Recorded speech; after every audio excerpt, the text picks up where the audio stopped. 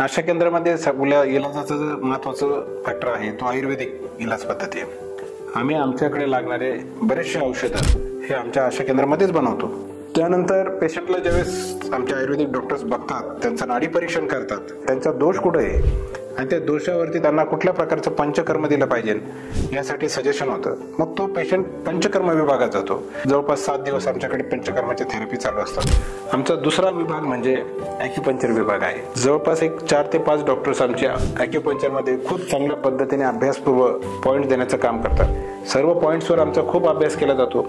त्याचा एक प्रोटोकॉल ठरवलं जातं. रुग्ण कशा प्रकारे आलेला आहे, त्याला कशा प्रकारे इलाज झाला पाहिजे हा सगळा अभ्यास करून तिथं जोपर्यंत रुग्णाचा इलाज चालू आहे तोपर्यंत एक डॉक्टर तिथं कंटिन्युअसली बसलेला असतो.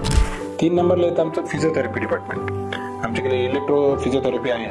आमच्याकडे फिजिकल थेरपी म्हणून आम्ही सर्व रुग्णांना जे काय उभं करण्यासाठी जे इन्स्ट्रुमेंट्स लागतात ते सर्व इन्स्ट्रुमेंट्स इथे उपलब्ध आहेत.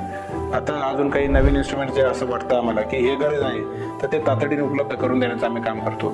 अत्यंत आधुनिक पद्धतीने आमचं फिजिओथेरपी डिपार्टमेंट काम करतं. जवळपास 200 रुग्णांचा इलाज दर बॅचला हे जनरलमध्ये आणि जवळपास साधारणतः 50 रुग्णांचा इलाज हा स्पेशलमध्ये असं एक मिळून 200 ते 250 पेशंट रुग्णांवर इलाज हे फिजिओथेरपीच्या माध्यमातून रोज केला जातो.